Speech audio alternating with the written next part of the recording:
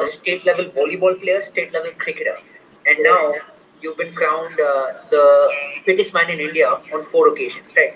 So look, seems like a very interesting story, but I can't seem to wrap my head around it. So I'll let you do the talking and let you explain this story to us. I mean, I come from a family which my family is into oil and gas as that's a major focus. My dad is into underwater diving and construction, so I always wanted to go help him out, at sea and get into water. So with water being so unpredictable, fitness was always part of our lifestyle, because the trade-off was if he wants me to dive, I have to remain fit, Otherwise, if I'm not fit enough, I'm not going into the water. That's what the trade-off with me and my father was at a very young age. So I always he always encouraged me to play like a officer-like sport, but I was not very fond of indoors and stuff like that. So I started with volleyball, moved on to cricket, and played for Maharashtra under 17. I was good at it, but I just couldn't hack the system and stay in it. And then I chose engineering as a subject because, like I said, my family is into construction. So with engineering came like I had less time to play sport, and I could devote only like an hour a day, and I started becoming unfit, man. And I didn't really enjoy it. Didn't enjoy studying. Didn't enjoy training because I couldn't give time to either of them. Stopped playing sport. No cricket. No volleyball. So then I looked up and I read about CrossFit. I had less time and started engaging in learning basic foundational functional movements and joined the CrossFit gym in Juhu. So over the next few months of joining the gym, I went less to college and more to working college. So then, yeah, I slowly picked up CrossFit. Then I went to the States in my vacations to study the subject, did all my certifications and stuff like that. And just understood CrossFit. And from there, I've never looked back. I finished my engineering. I had a trade-off, but I said, okay, go ahead. I had a chance to open up my first gym at the age of 21. So I opened my first gym at the age of 21, and by 22, I had three other gyms with me. From being a gym owner, I started, I took CrossFit up seriously. And my lifestyle changed, my friend circle changed, my decisions completely revolved around, pushing myself to the extreme and being the best version of myself. So I'm still in that stage at the moment, trying to, better myself every day with my gym running the way they are running along the side. Back then, you probably weren't thinking that I'm going to play India to qualify for the Reebok World CrossFit Championship in 2020. But still, when was it that you thought that what, if I take this up seriously, I can actually become like a CrossFit professional as opposed to just doing this part time? After a year or two of opening the gym, I sat down with my family and I said, man, I think I want to give this a shot because I am practically staying in the gym 5-6 hours a day, right? So why not make that time productive towards my goals? So that's I think that this is around 2017 is when I started making that shift, just focusing on what I need to do. So that happened, and then CrossFit came up with some new regulations and rules. It made the qualifying process a little easier for people like me.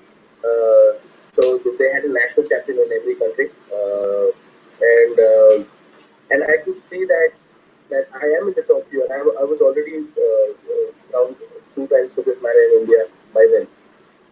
So I knew that like if I push the gas a little more, I can see that happening. And that's when that's when everything fell into place. It actually happened. It was I've actually seen me from dreaming to actually being there, and when I was actually there, I was like, shit, this was a dream, once upon a time. So yeah, I mean, it happens for real, man. Trust me. Curious to know, why was it CrossFit that you chose?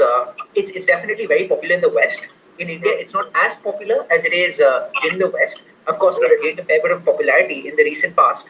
But why not any other form of physical exercise and why CrossFit? You know, it actually came by chance to me. Like I said, I had a friend of mine actually told me, "Hey man, you think you're quite fit?" Yeah, and I used to say like, "Hey, look, I played for the state. I played volleyball for the state," and I always thought that's the kind of fitness you need to probably be fit, If you're good enough to play for the state, you're a fit guy, And so he asked me to go to this gym, and I went for a trial session. I'm like, damn, man, this is something that that intrigued me, and but it's difficult. It they took me to the cleaners. Like I was on my knees the first session. I'm like, man, either I'm unfit or this shit is like. but then which is a good thing for me. But I don't believe it's the way to go ahead for everybody. You don't expect everybody to swim without knowing the stroke. So that's the funny part about CrossFit. In India, because the exposure is not at the level where it is internationally, people take it for granted and just make people exercise like mad dogs. That's not what CrossFit is about. So I learned it the hard way. I chose CrossFit because it came to me, to answer your question, and I chose it because it doesn't have a routine. It is constantly changing, evolving. Of course, it's technical as well. Form is very, very important, right? So, who were some of the people that you were learning from? Who were the people that you were looking up to? Was there anyone, or any multiple people in particular that you looked up to that you learned a lot from? The thing is, we were the guys who were actually driving the sport in the country back then. You know what I mean to say? We were a group of 4, 5 people who were actually trying to play around with things, trying to see if this actually is the right way to do things. I see. Back then there was nobody who was even. Of course, everybody knew what CrossFit is about, but nobody was out there actually pushing the pace. Right. Right. Everybody was doing it for approaching it as a fitness program, but not to get out there and be competitive. So we were the first lot of competitive athletes from India. You know. So there are a few guys who are actually very close to me, like Vijay Raj. He's been one of the top guys, and I looked up to him back then. And I said, man, he's the guy who's been to the regionals from India. And it took like smaller inspirations like these. Looked up to some international athletes, but it was more so trying and testing and trying it out on ourselves and saying, man, this works, that doesn't. So that's how I learned it, man. I didn't have anybody else. Understood. Understood. And soon enough, you were deemed India's fittest man by Reebok CrossFit, and now you won that accolade on 4 occasions, right? What factors do the judges typically look at when determining who should be the fittest man in India? Like how do you decide that? So how this works is the CrossFit Games is the pinnacle of elite fitness. Like in the sense, the winner of the CrossFit Games gets the title fittest man or woman on earth. Okay. That's the ultimate goal. I see. Correct. Now to get to the CrossFit Games, there are 2 ways of doing it. Right. The first one is mandatory for all. It's called the CrossFit Open. Okay. Right. It is a 5-week qualifying process. All right. There is one workout released each Thursday of every week. Okay. You have time from Thursday to Friday every week do that particular workout and submit your score. So by the end of 5 weeks, you've done 5 workouts and they've tested you in different domains, right? At the end of the 5 workouts, according to the leaderboard in your particular country or overall in the world, right? If you finish number 1 in your country, you're termed as fittest in your country. Got it? Now the fittest guy from every country qualifies for the CrossFit Games. Okay. Right? And you're the country national champion. You represent your country at the CrossFit Games. Understood. This is the qualification process for the national champions from the Open.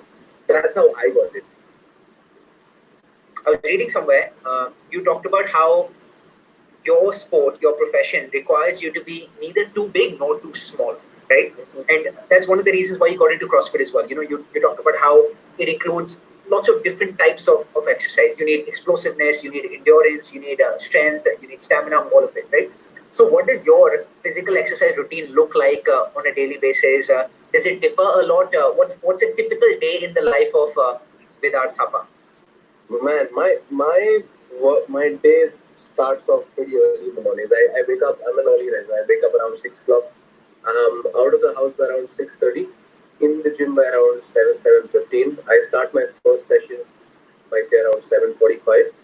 So I finish my first session by around 11 o'clock. So that's about 3 hours in the morning. And eat lunch, a few meals in the middle, get back home, sleep, back into the gym, train again in the evenings, back home, sleep, get up. That's about it, man. That's my working cycle. So pretty much my life starts from the gym, come back home, eat, go back to the gym, come back home, eat, sleep. And what do those workouts entail when you're at the gym and when you're actually training by yourself? What are some of the workouts that you do? So it can be either a gymnastic piece in the morning and a conditioning piece with it as well.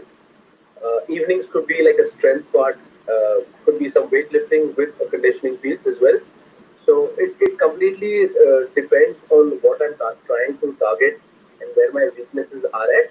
But it's a mixture of weightlifting, gymnastics, and track and field exercises split over the week in different parts to target my weaknesses.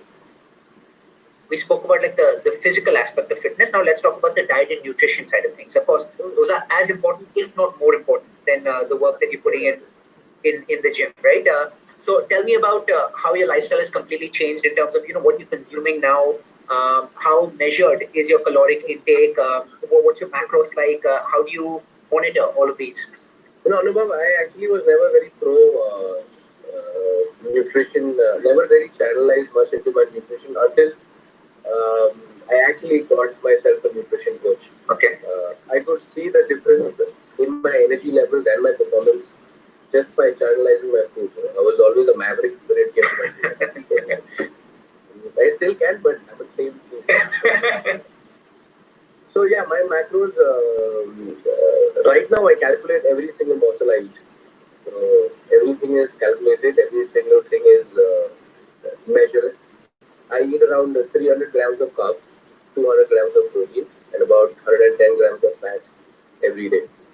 So that's approximately 3,000 calories, I'm guessing, on a daily basis. Yeah, it'll be something close to around 2,800 to 3,000 calories. Right, right. Yeah. Understood. And does that vary? Because I was reading somewhere, you spoke about how, at least this is what you would follow back in the day, that may have changed now, how you would go on a 6-month spell where you're actually bulking, where your carbohydrate intake actually increases. That's when you're gaining strength, you're gaining mass, you're gaining muscle. So if I'm getting stronger, I would eat probably somewhere close to around 4,000 calories. Yeah, it's just me. I'm not a very big eater. My body doesn't do well with too much food. That's what I've learned about myself. But there are some CrossFit athletes who eat around 6,000 calories a day. Because we are such a work dominated sport, we can burn off the calories way faster than what a normal gym going guy can do. And that's the good part about it. You can eat a lot of food because you're doing a lot of work. Simple. Makes sense, makes sense. And how important is sleep for you? Not a very big sleeper. Sleep. I sleep 6 to 8 hours a day, and I'm good. That's my thumb rule. Some days are there where I sleep more than 8 hours if I need it, but usually it's only 6 to 8 hours and probably a small nap in the afternoon, like about 20-25 minutes. I need that power nap. Right, right. I'm good. Yeah. Usually after my lunch, a little lazy. So. Understood. Understood. We touched upon this early on in the conversation. We spoke about like the mental strength and the mental fortitude that you need, to sustain hours of endurance training, CrossFit, to make sacrifices when it comes to what you're consuming, what you're avoiding.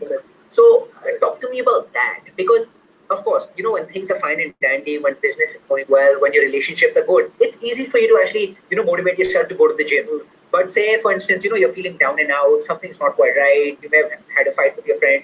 That's when you're truly tested. So how do you still muster up the courage then? My old man always said, big boys play when the tides get rough. So yeah, everything is good when it's good, but when it's, your ability to find comfort in discomfort is what makes you better than the average. Because that's how it is. That's how I align my mindset every single day. Is you got to suck it up and get uncomfortable. That's how it is.